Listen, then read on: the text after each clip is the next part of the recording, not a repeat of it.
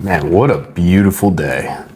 What a beautiful day to read some Gospel of Thomas, baby. Let me check that clock real quick. Oh, I got 52 minutes. Oh, yeah. That's going to be plenty. So if this is your first time here, I'm going to read through the Gospel of Thomas. These are 114 sayings from Jesus written down by Didymus Thomas. This was found in Nag Hammadi, Egypt, about 1945. It's non-canonical, so any of the, Bible beaters out there that say, oh, it's blasphemy, just relax, just relax. It's okay. Knowledge is good for you. It teaches you discernment. So that's all we're going to do here. These are really good sayings. There's a lot to them. Jesus speaks in symbols, allegory, parable. So nothing that he says we should take literally. We should dig into them, use our own skills of discernment to figure out, what kind of life lessons is he giving us? Jesus is like that guy that he's just like constantly getting the apples from the tree of life and he's just giving them out to us. And since I was a kid, I always looked at how we've treated him throughout history and how we just look at him as like, oh, he died for our sins. I was like, no, man. He gave us lessons so that we could aspire to be like him. So maybe we should take some time to read his lessons, break them down, integrate them into our own lives, implement them in our actions and our thoughts to make life better, to create heaven on earth. That sound good? All right. Saying 61. Jesus said, 2 individuals will recline on a couch. One will die, one will live. Salam said, who are you, sir? You have ascended my couch and eaten from my table as though you are someone. Jesus said to her, I am the one who comes from the complete. I was granted from the things of my Father. I am your disciple. For this reason I say, if one is whole, one will be filled with light. But if one is divided, one will be filled with darkness. Now this, I'm not gonna lie, this section of the reading, a lot of these are longer. So I love that because there's a lot to dig into here. So firstly, when I look at Jesus saying 2 individuals will recline on a couch, he gives us the answer right there. One person dies, one lives. And then it's Salam's couch. Now, in some of the symbolism when Jesus talks, he refers to the feminine aspect, any type of female in the allegory, as the subconscious mind. And the conscious part of the mind is the male energy. So that can be the 2 individuals are reclining, they're falling back into that subconscious, which is under your regular consciousness. One lives and one dies. The one that is complete is filled with light, meaning enlightenment. Whereas the other one that is incomplete, the one that dies, that is going to be somebody that is not enlightened. When you hit enlightenment, and you are filled with light. Light is consciousness. So that individual that reclines and becomes one with the couch and lives again is one that can take the consciousness of God, that higher energy, combine it with the subconscious so that they are one, they are complete, and that leads to enlightenment. The one that lives in darkness is the individual that has some of the knowledge of God, some of these higher thoughts, these higher vibrations, the love in their heart, but doesn't actually believe it enough within themselves. So there's a dissonance between what their conscious thoughts are and their subconscious beliefs are. And that leads to darkness. Because, if you have some off days, let's say here and there, where you're beating yourself up constantly, you're telling yourself, oh man, I'm the worst person in the world. I'm not rich. I'm not good looking. No one likes me. All these are lower vibrational emotions. And if you believe them enough, if you say them enough with enough emotion attached to them, they become beliefs. And then no matter what you think consciously, now your subconscious, which is where your beliefs are stored, is different than what you are consciously believing, and it's going to muck up your reality. Jesus is getting at, we have two individuals within the self that recline into that subconscious. You have the self that is the God self, the divine self, the Jesus nature of the self, and then you have the ego mind, the animal mind, that part of yourself that is always in lack, it's in limitation, there's fear, there's doubt, there's anger, all these things because they use their five senses to judge and to perceive the world outside of themselves. So he's saying, no, go with your God self, that divine self, believe that, integrate that into your subconscious, become whole within the self. So your conscious is the subconscious, which I believe that was Carl Jung. I'm going to muck up this quote from him, but he said we must become conscious of what is in the subconscious or what is in the unconscious. Otherwise, we will live our lives and things will not go well, and we'll just call them fate. So essentially, we need to know how our reality is playing out. And the best way to do that is to become conscious of what is in the subconscious, become one with it, and therefore you will be filled with light. All right, a little bit of a longer one. Oh, this one's easy. This one's easy, guys. Jesus said, I reveal my secrets to those who are worthy of my mysteries. This one's easy. Basically, if you read the other books of the Bible, other sayings from Jesus, he always talks about how you should meditate, you should fast, you should pray, you should be kind to others, the golden rule of existence. And those are truly the seekers that can understand his mysteries because they're walking the same path. They're not looking at him like he's just some superhero outside of themselves. They're one with him. There's a big difference here. Jesus didn't just die to forgive your sins. He died so he could implement himself into all of our consciousnesses so that we can ascend to that same level. It is possible. It absolutely is. But a lot of us hold ourselves back, going back to the last saying, because we say, oh, well, we're born in sin. Oh, we're not good enough. I'm not perfect. What the fuck does perfect mean?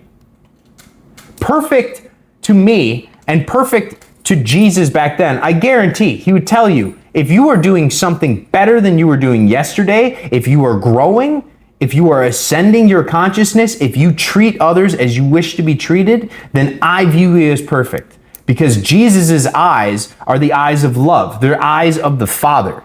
He's not here to judge you. He's not here to condemn you. He's here to uplift you. So we should all embody that, integrate that in, and live from that point.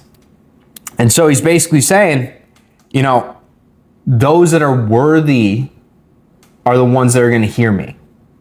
And the worthiness, there isn't a prerequisite for this. It's not money, it's not looks, it's not what job you have. None of those. Jesus doesn't have prerequisites. He requires humility. He requires you to be able to sacrifice the old you, the ego mind of the self and all of its attachments so he can fill you with light.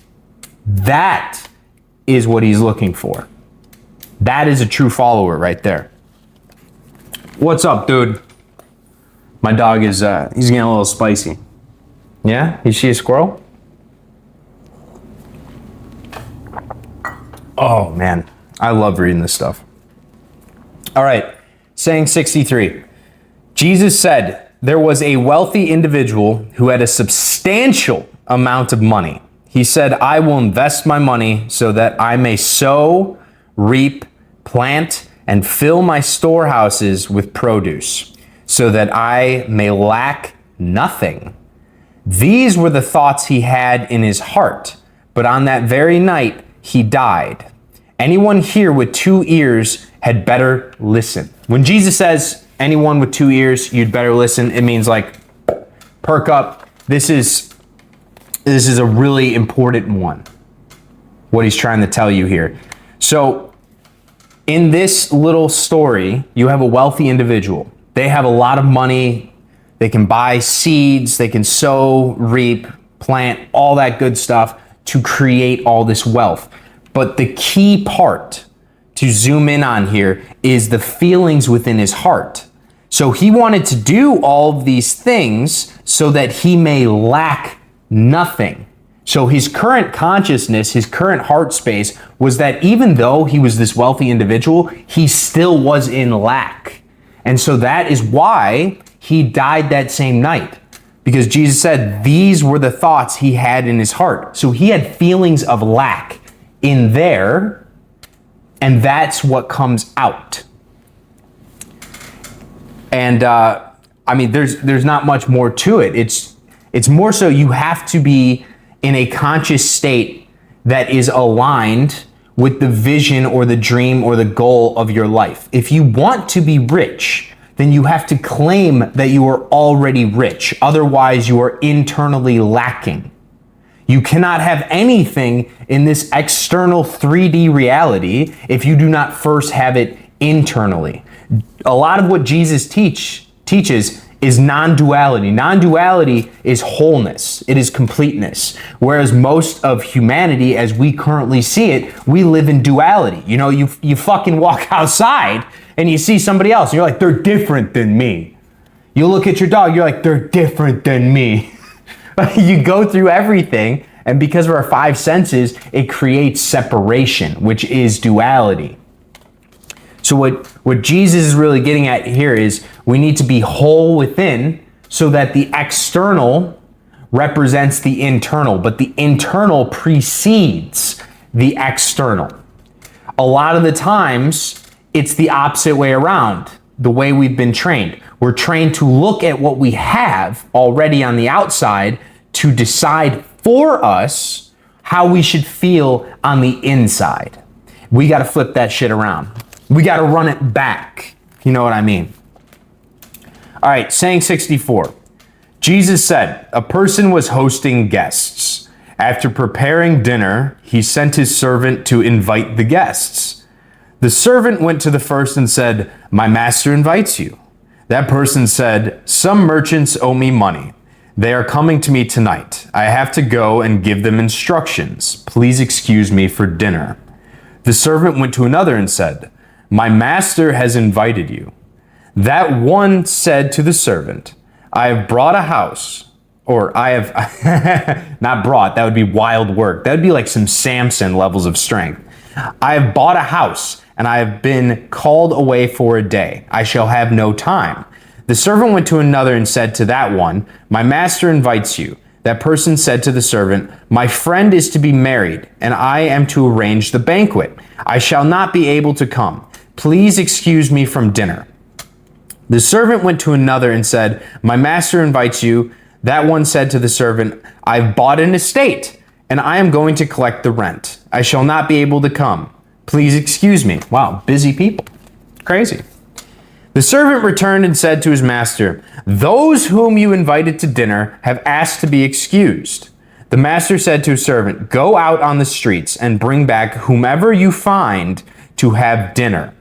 I think the large message, despite how big of a saying this is, the overarching message is the attachment of mind. You can't receive God if you have all of these attachments of mind. Think about all these examples that I just went through. Some merchants owe me money. I have to go meet with them tonight.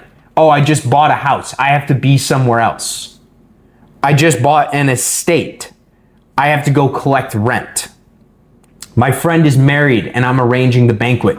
Again, outside. So they can't go inside because they're so focused on the outside. So then the servant gets sent out to find anyone that is willing to come in for dinner to be served. That's when the magic happens. When we turn a blind eye to this world outside of us and go within to be fed. Because that's where the kingdom of heaven really lies. And more importantly than that, another aside that I'm going to add to this is if you want to increase your ability to get into that space, I would look into meditation and mindfulness, despite mindfulness being a complete oxymoron, because it's really mindlessness. Is that a word? Probably not.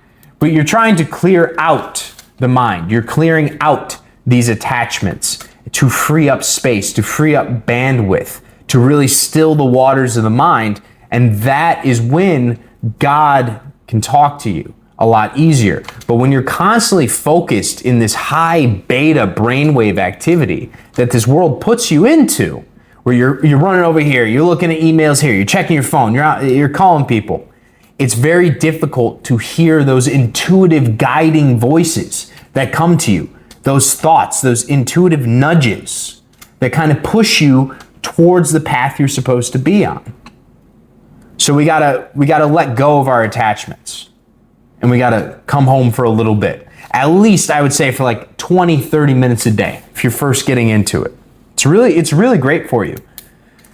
It evens you out a little bit. All right.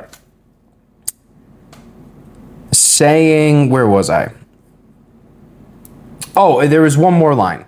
Merchants and buyers will not enter the places of my Father. That just goes to reinforce what I had already said. You know, the people with attachments of mind, they're not going to enter the place of the Father, which is that highest consciousness, the higher self, God, source, whatever you're comfortable calling it, Allah, whatever your God is. For you to hear that God and it to be in the front of your mind, you need to release all the attachments that are currently taking up that space. You need to have the humility to create a vacancy so that God may fill you with light. 65. He said, a person owned a vineyard and rented it to some farmers so they could work it and he could collect its crop from them. He sent his servant so the farmers would give him the vineyard's crop. They seized him, beat him, and nearly killed him. And the servant returned and told his master.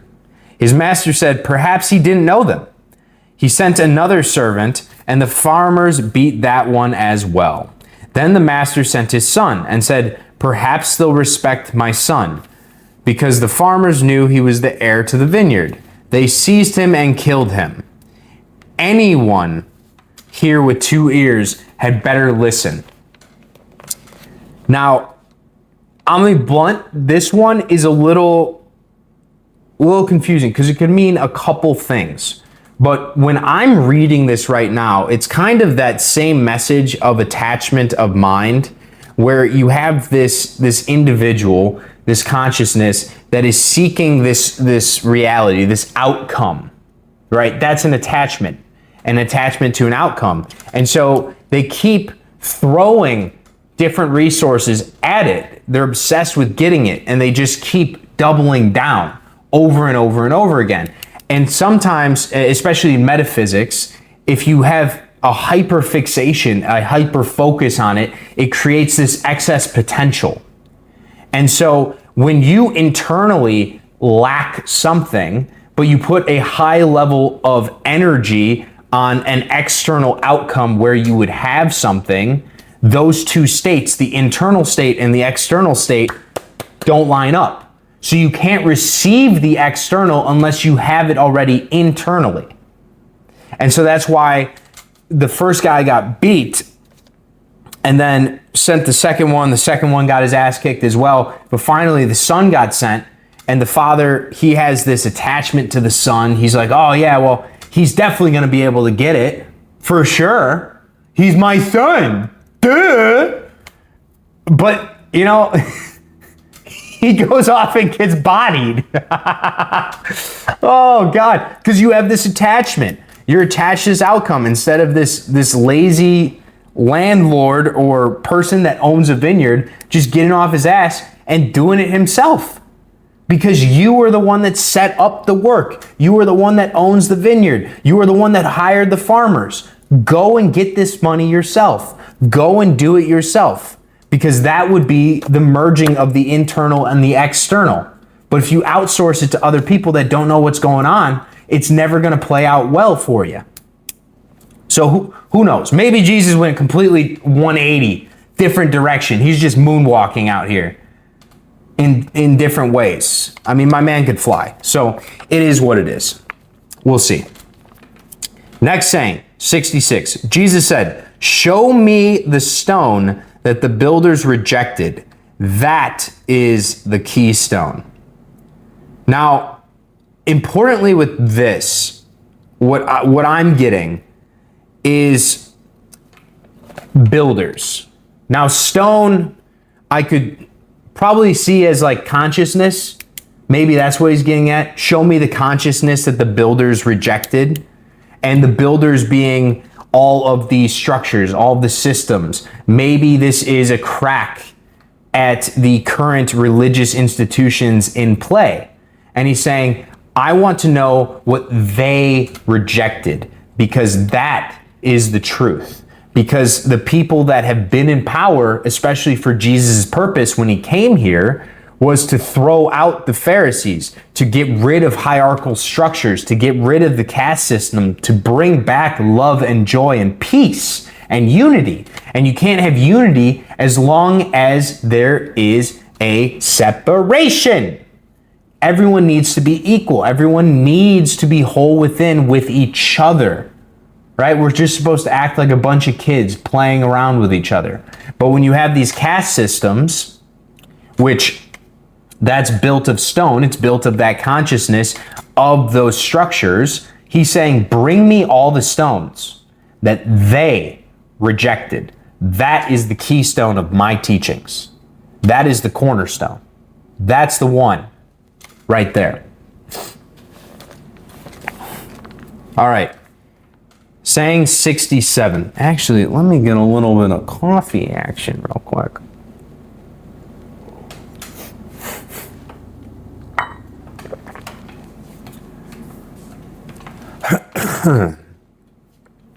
Saying 67.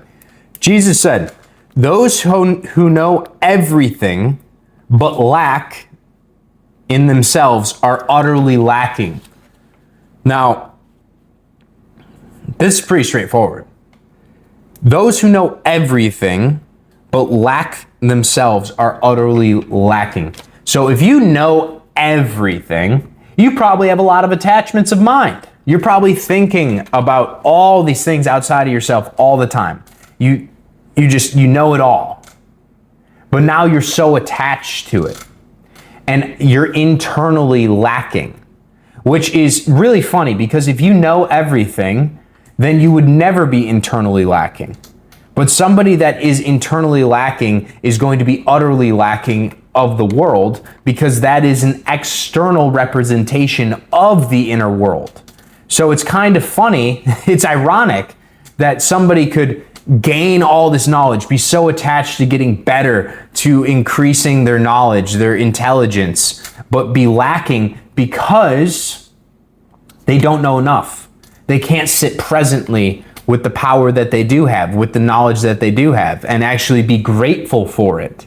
That's one of the key lessons I want to impart from this one, is that whatever you desire in your dreams, in your life, hold that emotional state of gratitude for its achievement, because it's already here. If you can visualize something, if you can create it within your imagination, it's already here. How else would you be able to access it? How else would you be able to see it?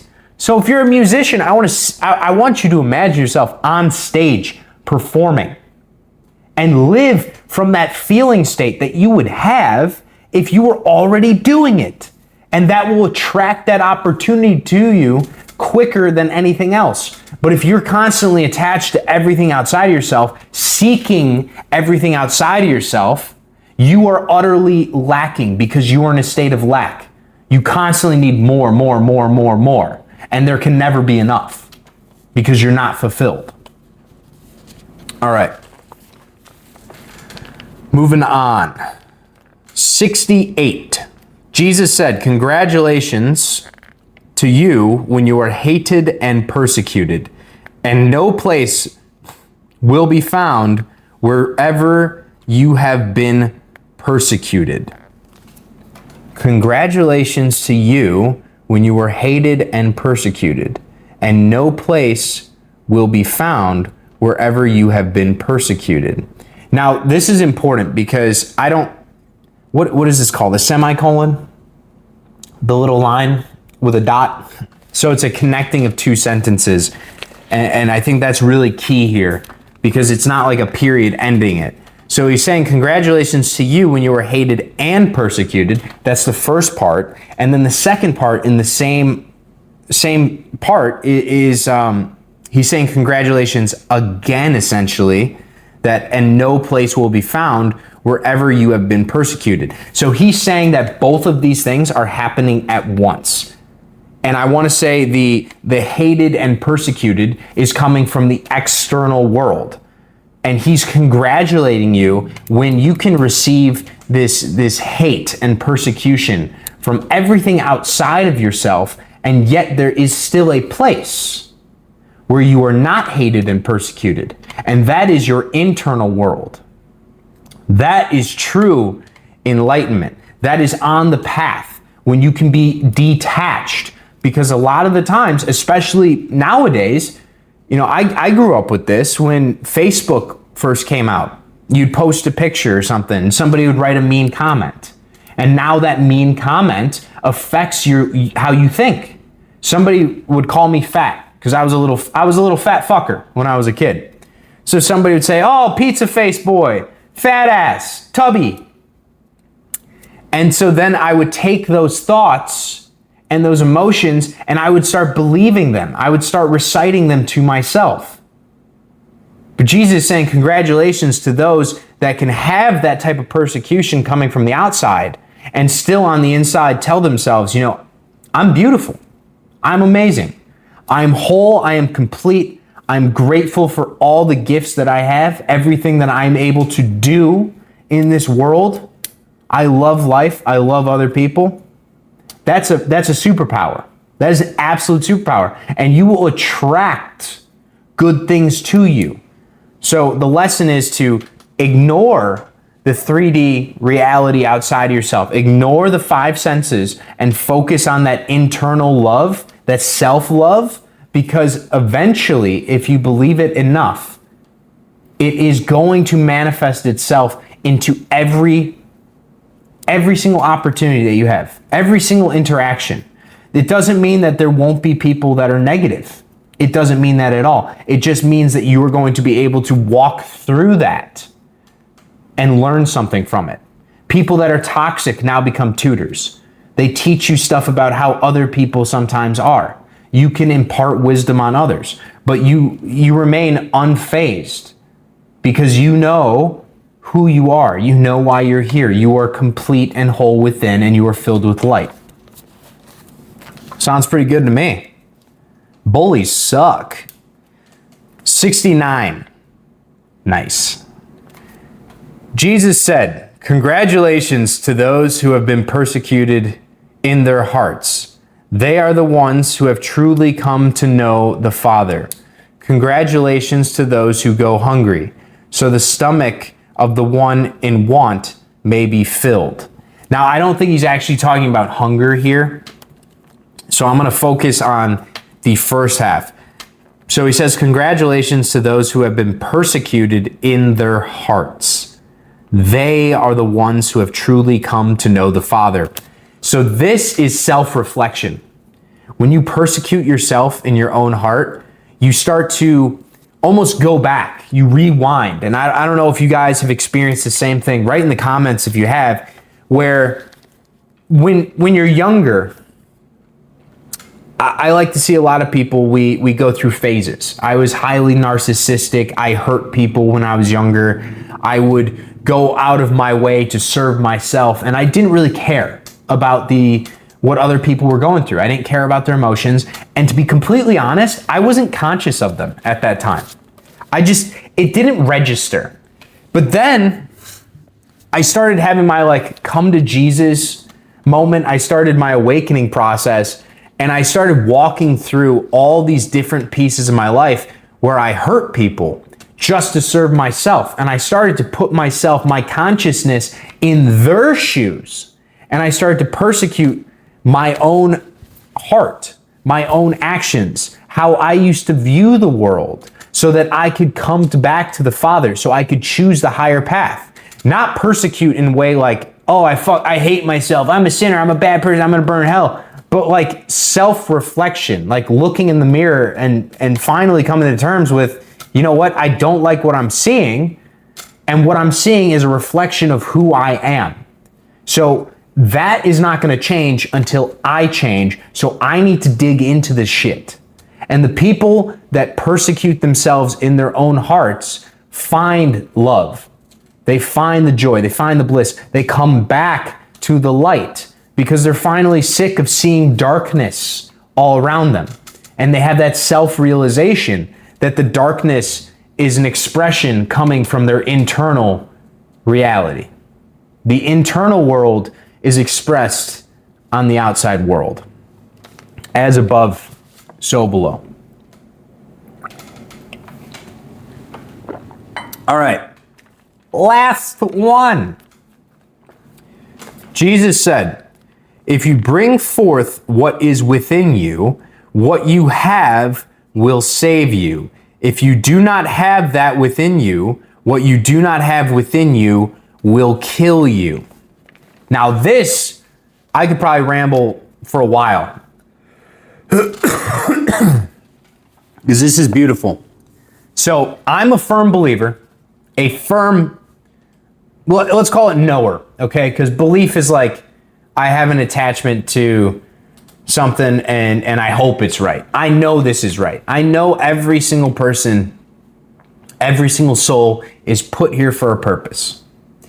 And what Jesus is getting at here is that if you bring forth what is within you, your innate abilities, your consciousness, your soul, you will have everything. It will save you. You can have all the happiness, the joy, the bliss, all the higher emotions. They're all locked behind that gateway. And the gateway, the key to it, is the self-realization of your own soul.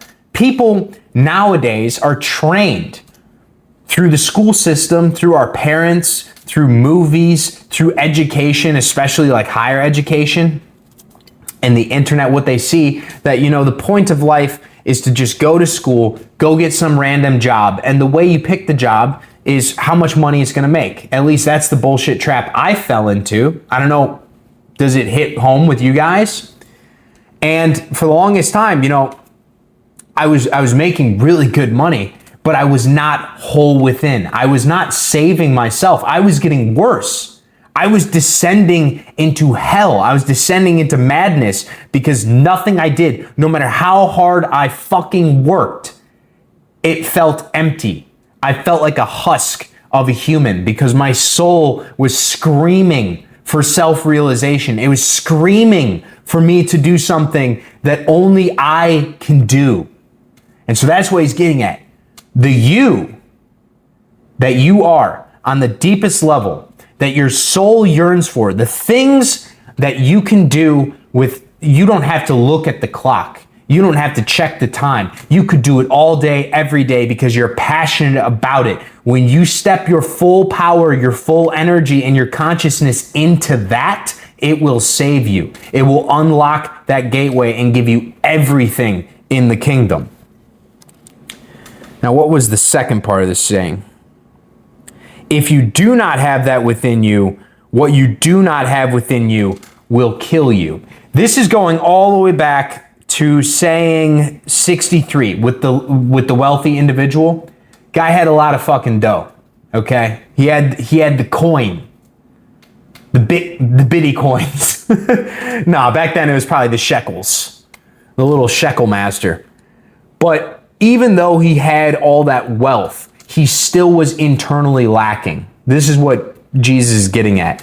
That internal state of lack will kill you because it's all the stuff that you don't have within you that is expressed outside of you. If you believe that you never have enough, then you are going to be presented a reality in which you perceive that you never have enough. You will have people come into your life that have more. You'll compare yourself. You'll judge others. It will just create a hellscape for you because you're not whole within. When you're whole within, the external reality changes to reflect that back to you. You get more fulfilling relationships. You get the opportunities that you already gave yourself on the internal world. So whatever your dream is, whatever that passion is, whatever that highest vision is that you can see, maybe you dream about it. Start believing in it. Not just doing the actions, not just doing the work, but we have to rewire that subconscious brain. We have to become whole within. Going back to the very first saying, two individuals recline on a couch. There's that version of you that's saying, hey man, I want to be an artist, but I don't know if I'm good enough. And then there's the other version of you, the godly version of you, the Jesus version of you that already is the artist. I am the artist.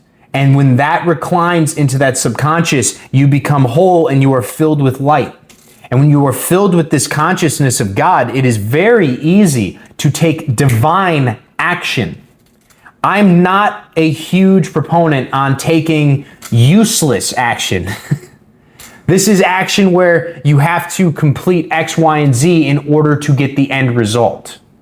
I'm more so like the action where you are already within the emotional state, the mental state of having the attainment of the end result.